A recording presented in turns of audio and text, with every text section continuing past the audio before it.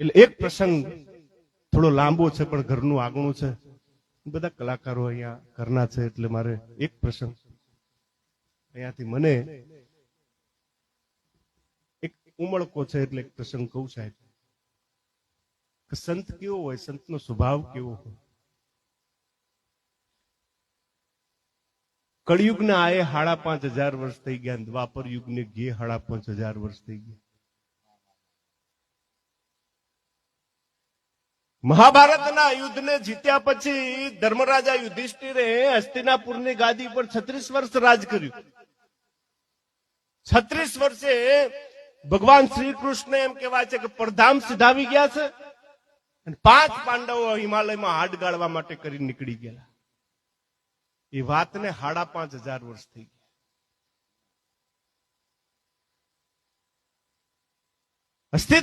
હસ્તિનાપુરની ગાદી ઉપર યુધિષ્ઠિર પછી અભિમન્યુનો દીકરો પરીક્ષિત રાજગાદી ઉપર આવે છે.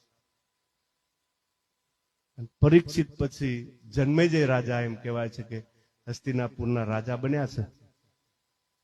આર્યવર્તનો સમ્રાટ જન્મેજય રાજા એમ કહેવાય છે કે એંગડે ઠાઠ સભા ભરીને બેઠા છે. જીવો ચંદ ઓર સૂર, જીવો પવન ઓર પાણી, ધરણી ધર અમર, જીવો જીવો ગોરખની વાણી.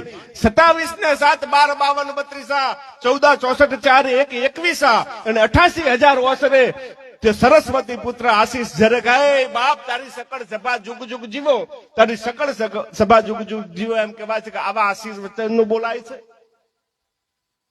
ન્યાયપ્રિય રાજા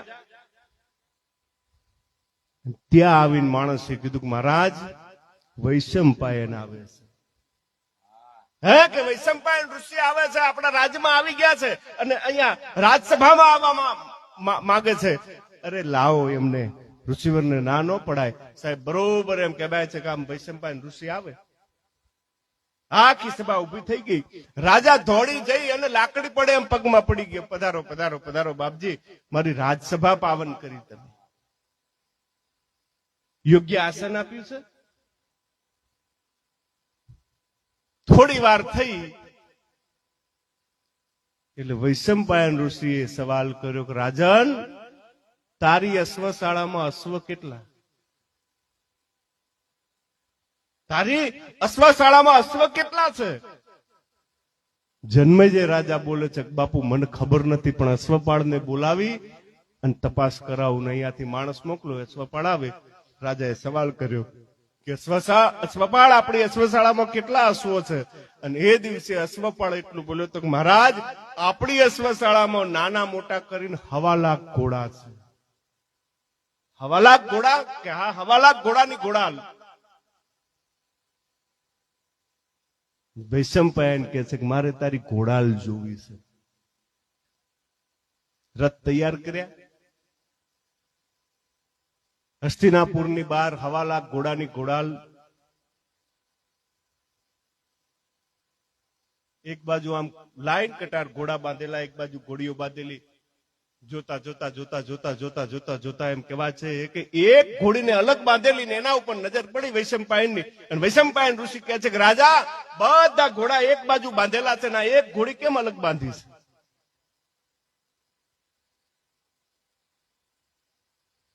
રાજાને ખબર નથી. પાછા અશ્વપાળને બોલાવીને કીધું કે આ ઘોડીને અલગ બાંધવાનું કારણ કે બાપજી વાંજ ઘોડી છે, થાણ નથી આપતી. હે કે થાણ નથી આપતી.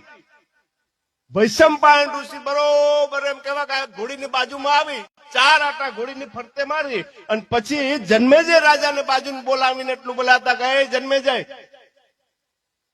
આજથી બરોબર 18 મહિને આજે વાંજ ઘોડી છે પંચકલ્યાણી વસેરાને થાણ આપશે. સંત અનેક નો સાહેબ, જેની દિવ્ય દ્રષ્ટિ જેની હોય સાહેબ, તમારું આખું ભવિષ્ય એમ કહેવાય છે કે વાંચી લે, એનું નામ સંત. પણ સાંભળી લે બાપ, આ વાંજ ઘોડી 18 મહિને પંચકલ્યાણી વસેરાને થાણ આપે, પણ જેવા તને સમાચાર મળે ત્યારે એ વસેરાને મારી નાખવાનો, જીવતો નહીં રાખવાનો. જો જીવતો રાખવો હોય તો તારી અશ્વશાળામાં મોટો નહીં થવા દેવાનો જન્મે જાય. જો તારી અશ્વશાળામાં અશ્વને મોટો થવા દે તો એની ઉપર દશેરાના દિવસે કોઈ દિવસ સવારી કરતો નહીં. જો એની ઉપર કોઈ દિવસ સવારી કરે તો હરણીનો શિકાર કરતો નહીં. જો હરણીનો શિકાર કરે તો હરણીના પેટમાંથી કદાચ મનુષ્ય બાળકી નીકળે તો એને હજીવન ન રહેવા દેતો. જો એને હજીવન રહેવા દેવી હોય તો તારા રાજ્યમાં મોટી ન થવા દેતો. જો એને મોટી થવા દે તો એની હારે લગ્ન ન કરતો. જો એની હારે લગ્ન કરે તો બાપ અભય વચન આપતો નહીં, અને કદાચ અભય વચન આપે તો અશ્વમેઘ યજ્ઞ કરતો નહીં. અને જો અશ્વમેઘ યજ્ઞ કરવો હોય તો જવાન બ્રાહ્મણોને તેડાવતો નહીં. જો જવાન બ્રાહ્મણોને તેડાવવા હોય તો એની પર ક્રોધ ન કરતો. આટલું બોલી વૈશંપાયને એમ કહેવાય છે પોતાના આશ્રમમાં નીકળી ગયા. રાજસુખના દિવસો